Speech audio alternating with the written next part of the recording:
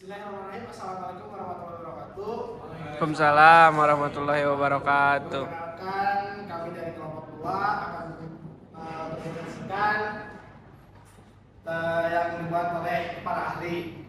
Di kelompok 2 ini ada Naufal Jaki, Nugraha, Nurholis, sama Rio Biasa.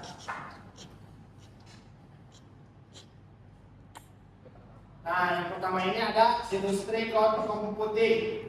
Cloud computing mengacu pada penyediaan layanan yang di-host melalui internet. Istilah industri cloud computing mencakup teknologi awan yang digunakan di sektor-sektor yang padat aset, termasuk namun tidak terbatas pada manufaktur, telekomunikasi, pertambangan, konstruksi, pengolahan limbah dan air, serta pembangkitan dan distribusi energi. Industri cloud sengaja dikembangkan untuk memenuhi kebutuhan yang berbeda dari segmen industri vertikal yang tidak dapat ditangani dengan baik oleh solusi umum. Selanjutnya akan dibahas oleh teman saya. Benefit yang didapatkan ketika menggunakan cloud computing dalam bisnis diantaranya ada manajemen biaya, di mana pemanfaatan ini dapat meringankan biaya dalam deployment sebuah bisnis. Misal di sini ada infrastruktur cloud dapat secara efektif mengurangi pengeluaran modal karena perusahaan terbebas dari beban, dan juga infrastruktur utilitas atau pembangunan pusat data yang luas untuk mendukung operasi bisnis tersebut. Yang kedua ada skabilitas, adalah keuntungan utama dari komputasi awan, di mana skabilitas ini mereka sebagai pengembangan dalam bisnis ini sangat luas karena tidak tertekan oleh penyimpanan. Di sini juga cloud menawarkan langkah-langkah keamanan yang kuat, seperti tayangan mereka mencakup enkripsi data, firewall, dan sistem deteksi institut. Terus di sini juga ada atribut fleksibilitas dicontohkan dalam komputasi awan karena memungkinkan organisasi untuk mudah mengakses data dan aplikasi mereka dari lokasi jarak jauh, jadi bisa di deploy di mana saja.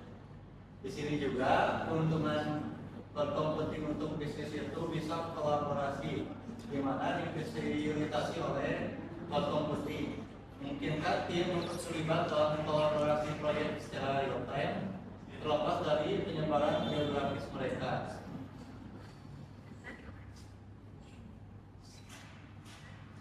Di sini juga ada contoh-contoh industri yang bertransformasi karena menggunakan cloud computing, di mana diantaranya ada sektor perbankan telah terbukti menguntungkan dalam meningkatkan layanan pelanggan, minimalkan biaya dan meningkatkan efektivitas operasional.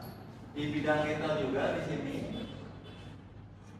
meningkatkan pengalaman konsumen, mengelola persediaan secara efektif, dan pada akhirnya mendorong penjualan. Selain itu ada pemanfaatan di bidang manufaktur, pendidikan, dan bisnis transportasi serta pertanian.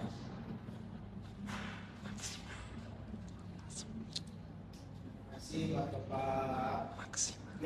Mungkin selanjutnya akan dijelaskan oleh Nurholis. Berlulus realisasi adalah konsep yang mengacu pada cara organisasi atau individu mengoptimalkan nilai dari suatu teknologi. Ini melibatkan pengguna teknologi inkremental atau menciptakan nilai tambah dalam berbagai konteks seperti bisnis, teknologi informasi, kehidupan atau kehidupan sehari-hari. Nah, pemanfaatan dari teknologi inkremental untuk meningkatkan efisiensi operasional, produktivitas, konektivitas, dan pengalaman pengguna secara keseluruhan. Nah, untuk selanjutnya, Borderless Value Realization, contoh penggunaannya adalah penggunaan jaringan yang kabel untuk memungkinkan mobilitas dalam pekerjaan.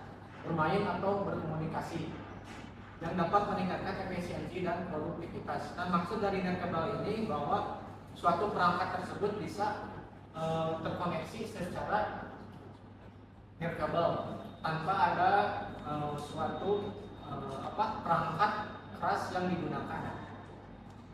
Nah, ini juga dapat mencakup penggunaan teknologi Netcable dalam IoT atau Internet of Things untuk mengumpulkan dan mengirim data yang bernilai dalam berbagai industri seperti pertanian dan manufaktur.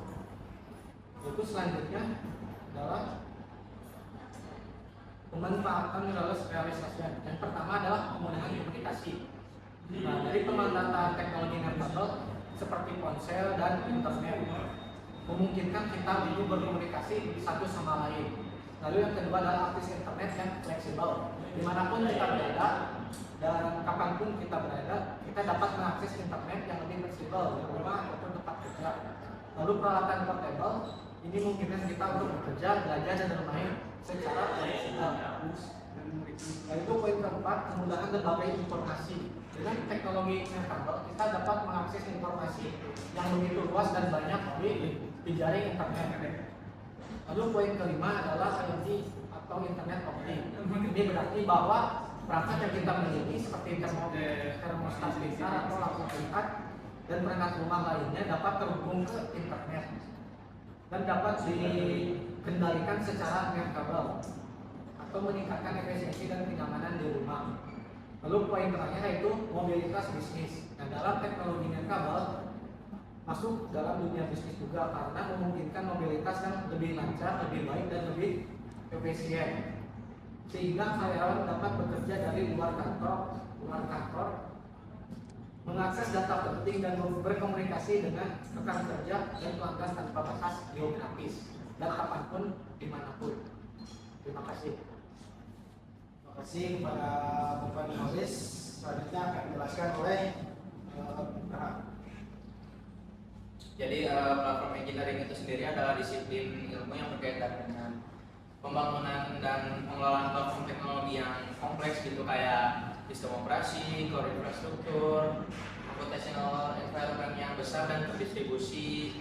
Terus tujuannya apa sih dari platform engineering ini? Yaitu adalah menciptakan fondasi yang stabil, scalable, dan dapat diandalkan bagi aplikasi dan layanan yang dijalankan di atasnya. Jadi kayak microservice-nya itu berjalan dengan lancar. Next.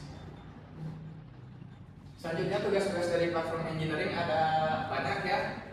Yang pertama dari desain dan pengembangan infrastruktur, di mana secara spesifiknya itu menciptakan infrastruktur fisik atau virtual yang diperlukan untuk menjalankan aplikasi dan layanan. Kemudian ada otomatisasi yang meliputi mengotomatisasi tugas-tugas seperti penyebaran aplikasi, manajemen sumber daya, dan lain-lain. Ada juga keamanan, memastikan keamanan sistem dan data yang disimpan di platform, dari data lake-nya, dari segala macamnya ya. Kemudian yang keempat ada manajemen konfigurasi, di mana manajemen konfigurasi ini merujuk pada mengelola konfigurasi dan perubahan yang terjadi pada platform untuk memastikan konsistensi dan keandalan. Jadi ibarat kata memastikan untuk konfigurasinya itu aman dan itu tadi ya konsisten gitu. Skalabilitas selanjutnya membuat platform yang dapat berkembang. Pemantauan dan pemecahan masalah, memantau kinerja platform secara terus-menerus, mengidentifikasi masalah dan merespons secara cepat. Kemudian nomor 7 ada penyediaan layanan yang meliputi platform engineering juga dapat penyediaan layanan seperti basis data, penyimpanan, manajemen identitas, dan lain-lain. Ada juga pembinaan pipa CICD atau continuous integration dan continuous deployment, di mana membangun alur kerja CICD yang efisien dan otomatis untuk menguji, membangun, dan menerapkan perangkat lunak. Kemudian 9 ada manajemen kontainer. Manajemen kontainer ini digunakannya seperti Docker ya, manajemen orkestrasi seperti Kubernetes, Docker yang kayak gitu-gitu untuk mengemas aplikasi dalam wadah yang dapat dijalankan secara konsisten di berbagai lingkungan. Selanjutnya ada optimisasi kinerja, di mana meningkatkan kinerja platform. Kemudian 11 pemulihan bencana, menyiapkan strategi pemulihan bencana yang memungkinkan pemulihan cepat dari kegagalan perangkat keras atau perangkat rusak yang tidak terduga, kayak misal ada kegagalan server dan lain-lain. Dan yang terakhir adalah kompatibilitas dan integrasi, memastikan bahwa platform mendukung berbagai aplikasi dan teknologi yang digunakan dalam organisasi serta memfasilitasi integrasi yang lancar antara berbagai sistem seperti itu.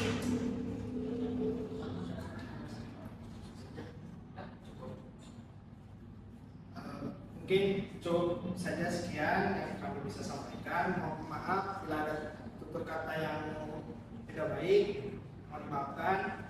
Kami berdoa dan pamit. Assalamualaikum warahmatullahi wabarakatuh. Waalaikumsalam warahmatullahi wabarakatuh.